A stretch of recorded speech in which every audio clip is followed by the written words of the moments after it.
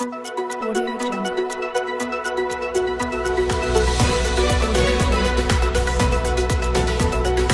Police আইন শৃঙ্খলা পরিস্থিতি মোকাবেলার পাশাপাশি মানবতার হাত বাড়িয়ে দিতে জানে।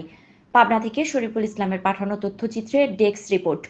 আইন শৃঙ্খলা পরিস্থিতি মোকাবেলার পাশাপাশি মানবতার হাত বাড়িয়ে দিতে পারে এমনই এক মানবিক পুলিশের দেখা মিলল পাবনার সাথিয়া থানার কাশীনাথপুর পুলিশ ফাঁড়িতে।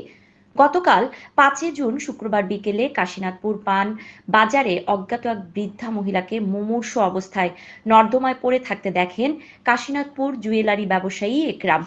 তাৎক্ষণিক কাশীনাথপুর পুলিশ ফাঁড়ি ইনচার্জ আশরাফুল আলমকে বিষয়টি অবহিত করেন জুয়েলারি ব্যবসায়ী ইকরাম।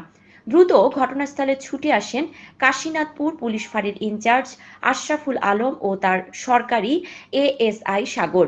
মানবতার হাত বাড়িয়ে দিয়ে নর্দমা থেকে সেই বৃদ্ধা মহিলাকে মুমূর্ষু অবস্থায় উদ্ধার করে দ্রুত কাশীনাথপুর ক্রিসেন্ট হাসপাতালে ভর্তি করেন। পরে ডাক্তারদের সহযোগিতায় ওই বৃদ্ধা মহিলাকে উন্নত চিকিৎসার জন্য একটি সংস্থার মাধ্যমে পূর্ণাঙ্গ চিকিৎসার ব্যবস্থা করে দেন সেই মানবিক পুলিশ এসআই আশরাফুল আলম এবং এএসআই সাগর। তাদের এমন মানবিকতা দেখে বাকি পুলিশ সদস্যদের মধ্যেও অনুপ্রেরণা যোগাবে বলে মনে করেন কাশীনাথপুরের সুশীল সমাজের মানুষ।